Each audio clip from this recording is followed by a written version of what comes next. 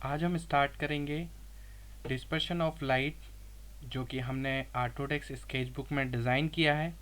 अब हम इसके अगले पड़ाव की ओर बढ़ते हैं, जहां हम डिस्पर्शन ऑफ लाइट यानी किस तरीके से सनलाइट प्रिज्म की ओर आती है, बढ़ती है, साथ ही साथ वह ग्लास प्रिज्म के अंदर एंट्री करती है, साथ ही साथ वह आगे की तरफ जब प्रिज्म से होकर बाहर अपने अवयवी रंगों में विभक्त होती है। ये जो पूरा एनिमेशन है हम उसको करके देखेंगे। इसके लिए सबसे पहले हमें अपनी इमेजेस को ऑटोडेस्क स्केचबुक का जो एनिमेशन वाला पार्ट है वो फ्लिप बुक में ओपन होता है।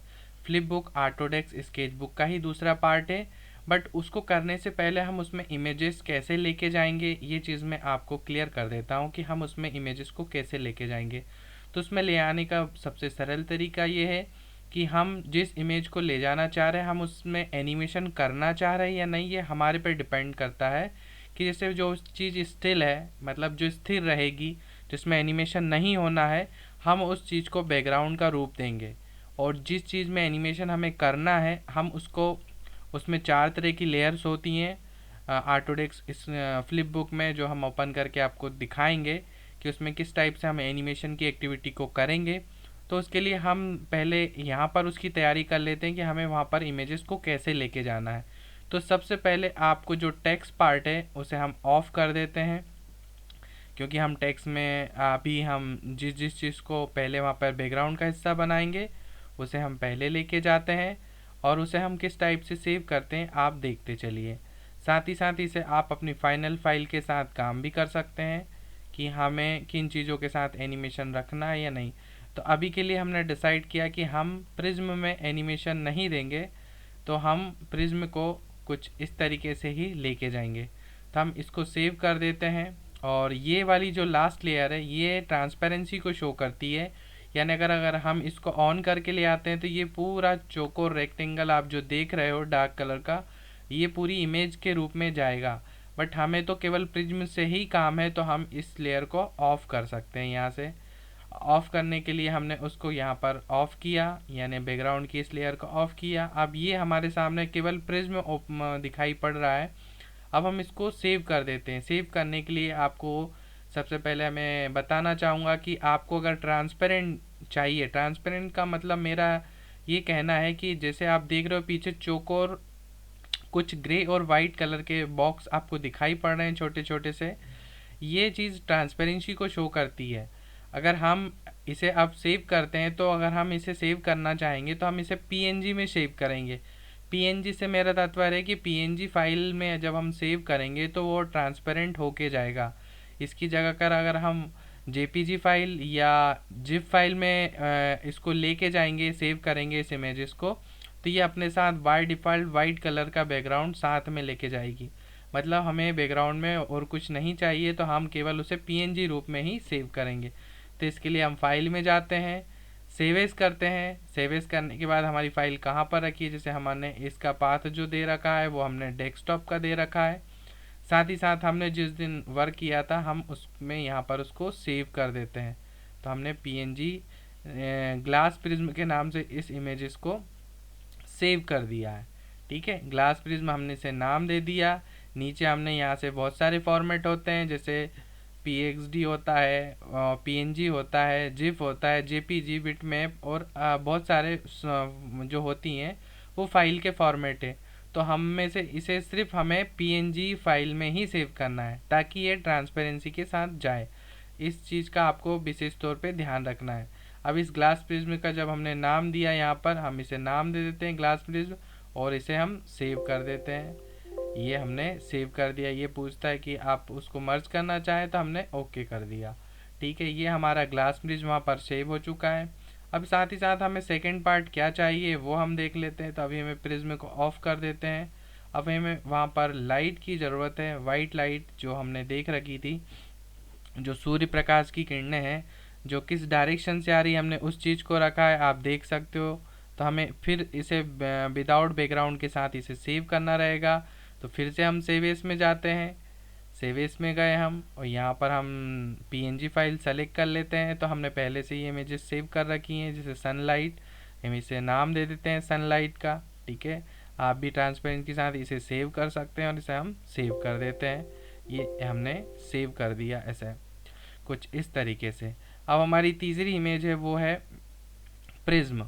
तो अभी हमने ये चीज़ को ऑन कर लिया है। अब केवल प्रिज्म की लेयर हमें दिखाई पड़ रही है, आप देख सकते हो मेरी स्क्रीन के ऊपर केवल प्रिज्म की लेयर, यानी जो ऑन होगा वही प्रीव्यू में दिखाई पड़ेगा। ये आपको विशेष तौर पर ध्यान रखना है।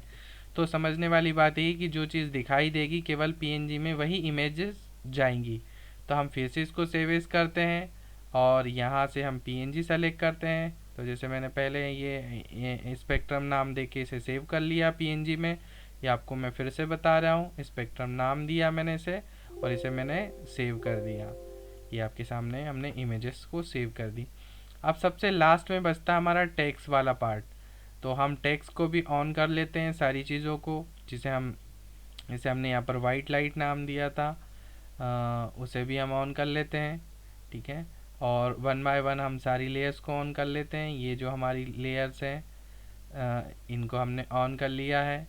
ठीक है, यहाँ से हमने उनके जो कलर हमने प्रिज्म के ऊपर दिखाए उनकी डायरेक्शन जहाँ पर शो हो रही थी हमने उसे भी ऑन कर लिया है।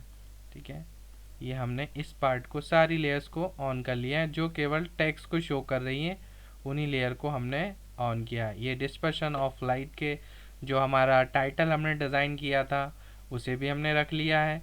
अब ये चीज़ को भी हम सेव कर लेते हैं ताकि हमारा जब प्रोजेक्ट कंप्लीट हो तो वो बहुत अच्छे सुंदर तरीके से दिखाई दे। तो सबसे पहले आपको एक ही चीज़ ध्यान रखनी है कि आपको ट्रांसपेरेंट बैकग्राउंड रखना चाहिए। अगर आप बैकग्राउंड में अगर कोई चीज़ ड्रॉ कर देते हो तो वो पूरी इमेज के रूप में जाता है।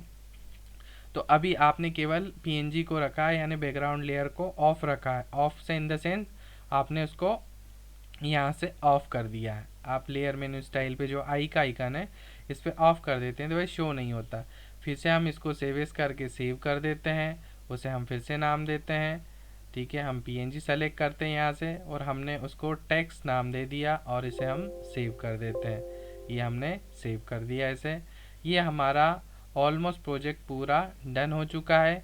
अब हम चाहें तो सारी लेयर्स को ऑन कर सकते हैं, देख सकते हैं कि हमने सारी इमेजेस जो हमें ज़रूरत की थी हमने उसे ऑन कर दिया। अब हम देख सकते हैं हमारा प्रोजेक्ट वैसे क्या वैसे ही हमारे सामने ओपन हो गया। हम में से कोई भी फाइल ना डिलीट हुई है ना ही कहीं पर गई है। ठीक है, अब हम फिर से इसको केवल सेव कर देते हैं ताकि हमारे प्रोजेक्ट में ये रहे। ठीक है, ये हमने सेव कर दिया। अब हम इसके सेकंड पार्ट पे जाते हैं ऑटोडेस्क फ्लिपबुक के। तो हमने सबसे पहले इसमें जाना है फाइल के अंदर न्यू एम्प्टी फ्लिपबुक। ये इसका सेकंड वर्जन है, इसे आप ध्यान से देखें। आपको फाइल में जाना है, न्यू फ्लिपबुक एम्प्टी फ्लिपबुक में आपको एंट्री करना है। यानी इस पर जब आप क्लिक करोगे तो एक नई चीज़ आपके सामने दिखाई देगी। तो विशेष तौर पे आप फाइल में गए, फाइल से आप न्यू फ्लिपबुक में गए, न्यू फ्लिपबुक से न्यू एम्प्टी फ्लिपबुक में गए। यहाँ पर ये आपसे पूछ रहा है कि आपके इसका रिजोल्यूशन क्या है, मतलब आप इसको किस रिजोल्यूशन में रखना चाह रहे हो, कैनवास का साइज़ आपको क्या रखना है। तो उसके लिए अगर आपको पहले से पता नहीं है तो हम देख सकते हैं कि हम पहले वाली फ़ाइल का क्या डायमेंशन हमने रखा था। तो इसे हम थोड़ी देर के लिए कैंसिल कर देते हैं और ये हमारी पुरानी फ़ाइल हमारे सामने ओपन है। तो इसका कैनवास साइज़ क्या है यह हम पता कर सकते हैं। तो इसके लिए आपको इमेज में जाना है, कैनवास साइज़ में जाना है और पता करना है। तो देखो इसका कैनवास साइज़ यहाँ पर 1600 बाय 817 रखा था हमने। ठीक है, तो ये कैनवास आपको नोट डाउन करना है। यानी आप जो मर्जी चाहें, आपकी पहली फ़ाइल बनी है तो आप कोशिश कीजिए कि उसी फाइल का मतलब कैनवास साइज़ आप फ्लिपबुक में भी रखें ताकि आपकी जो इमेजेस आपने सेव की है वो सेम फॉर्मेट में सेम जगह पर वो आपको प्राप्त हो सके। तो जैसे अब हम इसे कैंसिल कर देते हैं और फ्लिपबुक को ओपन कर लेते हैं। फिर से हम न्यू में गए, न्यू फ्लिपबुक में गए। यहाँ जाकर हम उसे हमारे पुराने कैनवास का जो साइज़ है उसको दे सकते हैं कि हमने पुराने कैनवास पे उसका ये साइज़ रखा था। ठीक है, अभी हमें फ्रेम रेट में चेंज नहीं करना है। फ्रेम रेट जो पर सेकेंड पे दिखाई पड़ती है हमें उस चीज़ के साथ रहना है। तो अभी हम 240 यानी बहुत बड़ी संख्या है ये 240, यानी इतनी फ्रेम पर अभी हम एनिमेशन नहीं बना रहे, बट मैक्सिमम हम इसमें बहुत ज़्यादा एनिमेशन कर सकते हैं, वो आप जिस भी तरीके से करना चाहें आप कर लेंगे, या बड़े प्रोजेक्ट बनाएंगे तब हम ज़्यादा फ्रेम का यूज़ करेंगे। अभी हमारा ये प्रोजेक्ट हम बना रहे हैं, उसके लिए केवल हमें 100 लेयर की ही ज़रूरत पड़ने वाली है, तो हम उसको 100 करके ओके कर देते हैं।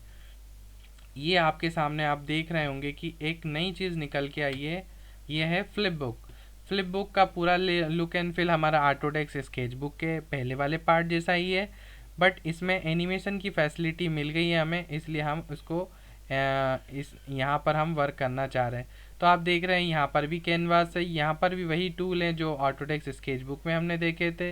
बाकी पेंसिल, इरेज़र, कलर्स के जो आइकन है वो भी सेम टाइप से ही दिखाई पड़ रहे हैं, बट यहाँ पर आप देख रहे हैं लेयर का नया रूप आपको देखने को मिल रहा है। यहाँ पर एक बैकग्राउंड लेयर है, और बैकग्राउंड कलर लेयर है, मिड ग्राउंड लेयर है, और फोरग्राउंड लेयर है। तो आप जो भी चीज़ें मैंने आपसे कहा था कि आप जिन चीज़ों के साथ एनिमेशन नहीं करना चाह रहे हो, तो आप यहाँ पर उसे बैकग्राउंड का रूप देंगे, और जिस चीज़ के साथ आप एनिमेशन करना चाह रहे हो उसे मिड ग्राउंड पे रखेंगे, और एक साथ दो चीज़ों को आप एनिमेशन करना चाहते तो दूसरा जो एनिमेशन है वो आप फोरग्राउंड में रख सकते हैं। ठीक है, उस सीक्वेंस को भी हम समझेंगे और साथ ही साथ हम करते हुए भी चलेंगे। तो सबसे पहले अगर हम यहाँ पर इमेजेस को लेके आ जाते हैं, तो हम पहले बैकग्राउंड को सेट कर लेते हैं। तो बैकग्राउंड को सेट करने के पहले हम यहाँ पर देखते हैं कि हम उसको एनिमेशन कैसे देना चाह रहे हैं। तो हम पहले यहाँ पर बैकग्राउंड के इस वाले गोल सर्कल वाले भाग पे क्लिक करते हैं, और यहाँ पर एक बैकग्राउंड का कलर हम सेट कर लेते हैं। ठीक है, ये हमने कलर सेट कर लिया यहाँ पर। ठीक है, उसके बैकग्राउंड के कलर को हमने यहाँ पर सेट कर लिया। ठीक है, साथ ही साथ ये हमारा कलर हो गया। ये नीचे जो आप देख रहे हैं ये स्क्रीन हमारे जो है वो टाइमलाइन को शो करती है। ठीक है, यहाँ पर से आप देख सकते हैं ये जो क्रॉस का निशान है ये डिलीट एम्प्टी फ्रेम है। अगर आप अभी 100 जो फ्रेम है, जैसे मैं यहाँ पर क्लिक करता हूँ, 2F पर क्लिक करता हूँ और एक फ्रेम मुझे कम करनी है, यानी अभी आप 100 फ्रेम देख सकते हो। अगर मैं इस क्रॉस निशान पे क्लिक करता हूँ तो यहाँ पर 99 फ्रेम हो चुकी है, 99 फ्रेम हो गई, यानी एक फ्रेम डिलीट कर दी। एक और कर सकता हूँ तो 98 हो गई, यानी 100 में से 2 लेयर मैंने डिलीट कर दिए। बट अगर मुझे वापस से चाहिए 100 लेयर, तो मैं यहाँ पर इंसर्ट एम्प्टी फ्रेम कर सकता हूँ, जिससे देखो 99 हो गया, एक और बढ़ा देता हूँ, ये 100 हो गया। यानी आपको अगर एनिमेशन करते समय ऐसा लगे कि आप 100 से ज़्यादा फ्रेम यूज़ करना चाह रहे हैं तो आप यहाँ से उस फ्रेम को बढ़ा भी सकते हैं। और अगर कोई फ्रेम ये है जिस पर हम अभी वर्क करेंगे उसकी डुप्लिकेट करना हो, सेम डुप्लिकेट करना हो, तो आप यहाँ से डुप्लिकेट कर सकते हैं। डबल प्लस के जो आइकन है यहाँ से आप कर सकते हो। तो यहाँ पर 2 फ्रेम आपको दिखाई पड़ेगी, यानी हमारी 2 फ्रेम हो चुकी है। एक और करते हैं तो हम 3 फ्रेम हो चुकी है। ठीक है, और बाकी चीज़ों को आपको वर्क करते हुए हम समझेंगे, इसे हम क्लियर कर देते हैं अभी। और ये जो चीज़ है ये नीचे आप देख रहे होंगे ये है हमारा ऑनियन स्क्रीन, मतलब अभी हम काम करते हुए देखेंगे कि हमने पहली वाली फ्रेम पे क्या किया है। और बाय डिफ़ॉल्ट ये की ये जो है ऑटो की है, ये ऑन रहती है तभी हम एनिमेशन को कर पाते हैं। और ये जो हिस्सा है वो लूप को प्रदर्शित करता है। लूप इन द सेंस वो कंटिन्यूशन में एनिमेशन होता हुआ दिखाई दे, यानी जैसे हम घड़ी के कांटे को चलता हुआ दिखाई देते हैं, ठीक उसी प्रकार से हम लूप में उस चीज़ को अगर कर देंगे तो वह कंटिन्यूशन में चलती हुई दिखाई देगी। अब हम इस पे इमेजेस कॉल कर लेते हैं। तो सबसे पहले हम फर्स्ट फ्रेम पे क्लिक करते हैं 1F वाली पे, और बैकग्राउंड लेयर पे क्लिक करते हैं। यानी हमें जो चीज़ लेके आनी है, प्रिज्म को लेके आना है, वो यहाँ से लेके आना है। तो हम फाइल में जाएंगे, उसमें हम यहाँ पर जो है वो एड इमेजेस का ऑप्शन है, एड इमेज पे क्लिक करेंगे, और साथ ही साथ हमने जो कर रखा था यहाँ पर ग्लास प्रिज्म को हम लेकर आएंगे। आपको कुछ नहीं करना है, ग्लास प्रिज्म को यहाँ पर जो लोकेशन आपने दे रखी थी उस पर ओपन करना है। ये आपका glass prism as it is position के ऊपर आ गया है। अब मैं इस बैकग्राउंड की लेयर पे फिर से क्लिक करता हूँ तो आप देख रहे होंगे ये बैकग्राउंड पे सेट हो गया। अगर मैं मिड ग्राउंड पे क्लिक करता तो ये मिड ग्राउंड पे जाता, बट मुझे इसमें बैकग्राउंड पे रखना था इसलिए मैंने बैकग्राउंड पे क्लिक किया, तो ये बैकग्राउंड का रूप इसने ले लिया है। ठीक है, अब हम मिड ग्राउंड की बात करते हैं। तो सबसे पहले अगर हम इस प्रिज्म को देखना चाहें कि हम इसे कहाँ तक देखना चाहेंगे, तो मैं पहले से आपकी पूरी जिज्ञासा को ख़त्म कर देता हूँ। तो हम यहाँ पर दूसरी फ्रेम यानी ये जो है थर्ड फ्रेम पे हम इसे कॉपी करेंगे। वो कैसे करेंगे, तो हमको लेयर जो है वो हमारी ये सेलेक्ट लेयर है, ये वाली लेयर सेलेक्ट है। तो हम सबसे पहले यहाँ पर रेक्टेंगल बनाएंगे इसे कुछ इस तरीके से, और हम इसे कॉपी करेंगे। कॉपी करने के लिए हम कंट्रोल जो बटन है हमारा कीबोर्ड का, उसके साथ सी बटन्स को दबाएंगे, यानी कंट्रोल सी करेंगे। ठीक है, अब हम इसे नेक्स्ट लेयर के ऊपर पेस्ट कर देते हैं, यानी हमका इसका प्रीव्यू किस लेयर तक देखना है। तो एक गैप हमने इसलिए छोड़ा ताकि अगर हम वन बाय वन एक एक से देखते जाएंगे तो ये बहुत तेज़ी से चलने वाला एनिमेशन बनेगा। तो हम चाह रहे थोड़ा रुकता हुआ चले, मतलब हमारी आंखें जिसे देख पाएँ अच्छे से, इसलिए हम बीच में एक फ्रेम का गैप छोड़ रहे हैं। ठीक है, अब हम यहाँ पर उसे थर्ड वाली जो फ्रेम है उस पर पेस्ट कर देते हैं। देखिए ये इस फ्रेम पे भी आ गया है। फिर हम एक एक से छोड़ते हुए उसे पेस्ट करते हुए जाते हैं, बट अभी हम गलती ये कर रहे हैं कि हमने उसे फोरग्राउंड लेयर सेलेक्ट कर ली गलती से, तो हम उसे 2 क्लास पीछे अंडू कर लेते हैं। ठीक है, हम एक और फ्रेम पे अंडू कर लेते, ये हमें गलती कर ली। अब हम बैकग्राउंड पे इसको पेस्ट करते हैं, हमने इसको पेस्ट कर लिया। ठीक है, बट ये फोरग्राउंड पे भी पेस्ट हो रहा है, इसके लिए हम उस पर पहले से आइकन जो है हम उसे डिलीट कर देते हैं। ठीक है, हम उसे सिलेक्शन बनाकर डिलीट कर देते हैं। हमें अब इस वाली जो फ्रेम है इसको हम चाहे तो डुप्लीकेट भी कर सकते हैं, जितनी बार चाहे उतनी बार डुप्लीकेट कर सकते हैं। डुप्लीकेट करने के लिए हमें इसका कंटिन्यूशन में जो पार्ट है वो यहाँ तक लेके चले जाते हैं, आगे तक। ठीक है, ये हमने उसको आगे तक बढ़ा लिया। कहाँ तक बढ़ाना हमें वो देख लेते हैं। हम इसे कंटिन्यूशन में आगे लेके जाते हैं और आगे हमने इसे और आगे बढ़ाना है, तो हम ये नीचे वाले स्क्रॉल को स्क्रॉल कर देते हैं और इसकी डुप्लीकेट कॉपी को 100 तक लेकर जाते हैं। ठीक है, हम इसे जितनी बार चाहें उतनी बार डुप्लीकेट कर सकते हैं। ये हमने इसको इतनी बार डुप्लीकेट किया है और आगे बढ़ते हैं हम। ये हमने इसको डुप्लीकेट कर लिया है।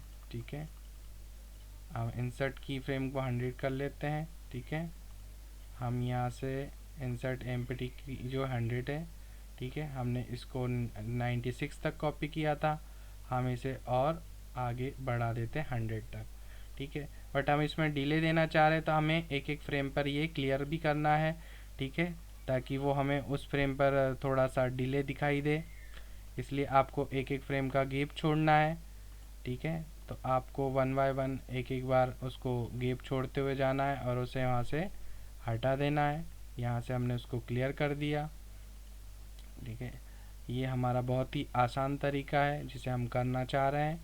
हमने प्रिज्म को पहले सभी लेयर पे रख लिया है, बट अब हम उसमें थोड़ा सा डिले करके चलेंगे, तो हम उसको यहाँ से गैप दे देते हैं। ठीक है, आप भी ऐसा कर लीजिए ताकि आपका एनिमेशन बहुत अच्छा बने।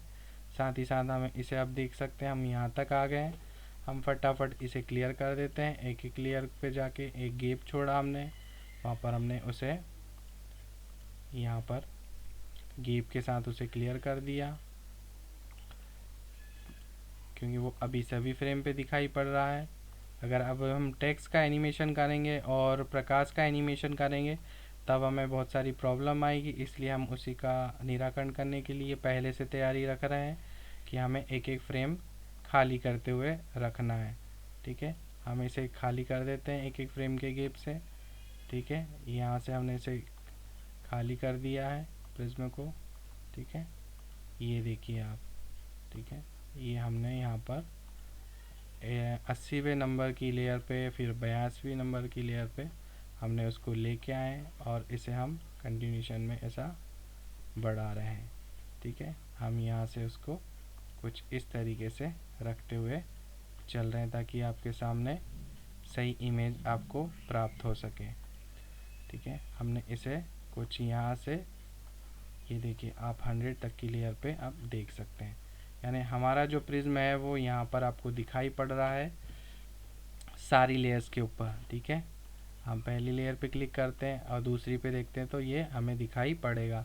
अब हम लेकर आते हैं मिड ग्राउंड के ऊपर। तो सबसे पहले मिड ग्राउंड को हम सेलेक्ट करेंगे, मिड ग्राउंड पे सेलेक्ट करेंगे, फिर एड इमेज पे जाएंगे हम। ठीक है। अब हम किसको लेके आ रहे हैं, हम सनलाइट को लेके आ रहे हैं, ओपन किया हमने, ठीक है, और इस वाली लेयर के ऊपर हमने उसे रखा है, ठीक है। अब हम इसकी कॉपी बना लेते हैं।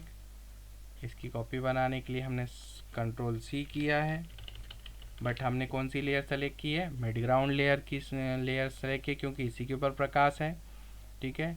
अब हम इसको 3 नंबर वाली लेयर पे ये नहीं है तो हम यहाँ पर इसको पेस्ट कर देते हैं, ठीक है। अब देख रहे होंगे आप, हमने यहाँ पर पेस्ट किया, यानी जिस पे हम दिखाना चाह रहे हैं उस पर वह दिखाई पड़ रही है। अब आप देखोगे कि आगे की लेयर पे ये नहीं है, यानी जिस लेयर पर हम उसको पेस्ट करेंगे वह केवल उसी लेयर पर हमें दिखाई पड़ेगी। ये हम फटाफट उस पर पेस्ट कर देते हैं, साथ ही साथ आगे बढ़ते हुए हम जाते हैं उसको, ठीक है। तो हमने ये उसको पेस्ट कर दिया, ये आप देख रहे होंगे, हमने उस लेयर के ऊपर उसे पेस्ट कर दिया। ये हमारा एनिमेशन अब आगे की तरफ हम अभी करेंगे, अभी हमने केवल एनिमेशन की तैयारी की है। तो हम उस पे लेयर की जो कॉपी है, हम उस पार्ट को कंप्लीट करना चाह रहे हैं, ठीक है। हम उसे कंप्लीट कर लेते हैं। ये देखिए, हमने उसे यहाँ तक लेके आए हैं, यहाँ पर लेके आए हैं, ठीक है। हम उसको पूरी लेयर्स के ऊपर पेस्ट कर देते हैं। 61वीं लेयर पे, 63वीं लेयर पर हम उसे पेस्ट कर देते हैं, ठीक है। हम उसे आगे इसी तरीके से बढ़ाएंगे, हम उसे पेस्ट करते हुए जाते हैं। ये थोड़ा सा आपको टिपिकल लग रहा होगा, बट इसका तरीका यही है काम करने का। इस पर हम उसे करते हुए जाएंगे और फिर हम जब उसे डिलीट करेंगे, यानी इस फ्रेम बाय फ्रेम एनिमेशन दिखाने के लिए, तब भी आपको इंटरेस्टिंग लगेगा ये पार्ट, ठीक है। हमने उसे सारी लेयर्स के ऊपर पेस्ट कर दिया है। पेस्ट करने के लिए कंट्रोल वी किया हमने, कंट्रोल सी, और यहाँ पर कंट्रोल वी किया आपने। जैसे आप देख रहे होंगे कि ये पूरा का पूरा हमारा जो एनिमेशन है वो फ्रेम लिए हमने तैयार किए। तो हम इसे सेव भी कर देते हैं। तो हमने इसको यहाँ पर सेव कर दिया है, ठीक है। हम इसे सेव कर देते हैं, यहाँ पर नाम देते हैं तो, और हम इसे सेव कर देते हैं। ये हमने इसको सेव कर दिया यहाँ पर। अब हम फोरग्राउंड पर आ जाते हैं। फोरग्राउंड पे आने के लिए हम अब फिर से एड इमेज करेंगे। अब हम उस पर फिर से एड इमेज लेके आएंगे, उसके लिए हम प्रिज्म को लेके आएंगे।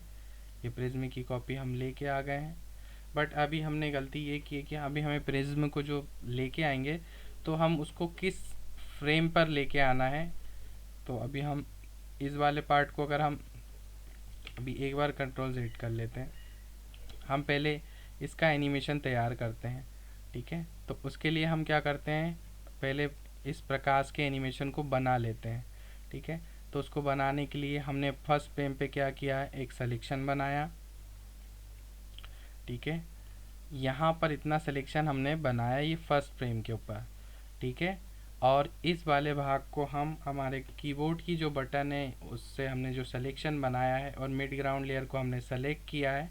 आप देख सकते हैं हमारे मिड ग्राउंड की लेयर सेलेक्ट है, नीचे फर्स्ट फ्रेम सेलेक्ट है। अब हम इसको यहाँ पर सिलेक्शन बना के डिलीट कर देते हैं, ठीक है। यहाँ पर हम इसको थोड़ा सा हमारे एरो की से, कीबोर्ड के एरो की से आगे जाते हैं, ठीक है। हमने उसको कुछ फ्रेम आगे सरकाया और फिर हमने उसको डिलीट कर दिया है, ठीक है।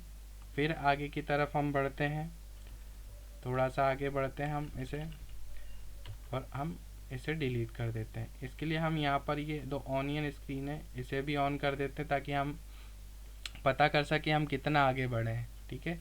इस फ्रेम पर हम यहाँ थे, इस फ्रेम पर हम यहाँ हुए हैं, ठीक है। अब हम थोड़ा सा आगे की तरफ बढ़ते हैं, जैसे हम यहाँ पर थे, यहाँ आ गए हम, ठीक है। फिर हम थोड़ा सा आगे बढ़ते हैं इस लेयर के ऊपर आके, ठीक है, और हम इस वाले भाग को फिर डिलीट कर देते हैं। फिर थोड़ा सा आगे बढ़ते हैं, ठीक है, हम इस भाग को डिलीट कर देते हैं। साथ ही साथ हम देखते भी चलें कि हम कहाँ पर आ गए। पहले पार्ट से हमने इसको प्रकाश को यहाँ से यहाँ तक आते हुए देखा है, अब यहाँ पर आ गए हैं। अब हम थोड़ा सा आगे बढ़ते हैं, हम यहाँ पर आ गए हैं, ठीक है। यहाँ पर आने के बाद हमें फिर से उसे डिलीट कर देते हैं, बड़ा इंटरेस्टिंग काम है, ठीक है। फिर हम इस पर क्लिक करते हैं, फिर आगे की तरफ बढ़ते हैं थोड़ा सा, फिर इसे डिलीट कर देते हैं, फिर आगे की तरफ थोड़ा सा बढ़ते हैं हम, ठीक है। फिर इसे डिलीट कर देते हैं, फिर आगे की तरफ हमारा एरो की जो कीबोर्ड की एरो की इससे आगे बढ़ते हैं और इसे डिलीट कर देते हैं, फिर हम एरो की से आगे बढ़ते हैं। ये हम प्रक्रिया तब तक अपनाएंगे जब तक कि हमारा एनिमेशन प्रिज्म तक प्रकाश पहुँचे नहीं, तब तक हम इस चीज़ को इसी तरीके से करते हुए चलेंगे। आपको कुछ नहीं चलना है, फिर आगे थोड़ा सा बढ़ाना है इसे, और यहाँ पर आके आप थोड़ा सा और आगे बढ़िए और इसे आके हम डिलीट कर देते हैं, और थोड़ा सा हम आगे बढ़ते हैं, ठीक है। हमने यहाँ आकर आके इसे डिलीट कर दिया, ठीक है। थोड़ा सा और आगे आए हम, यहाँ आकर हमने कुछ नहीं किया, ठीक है।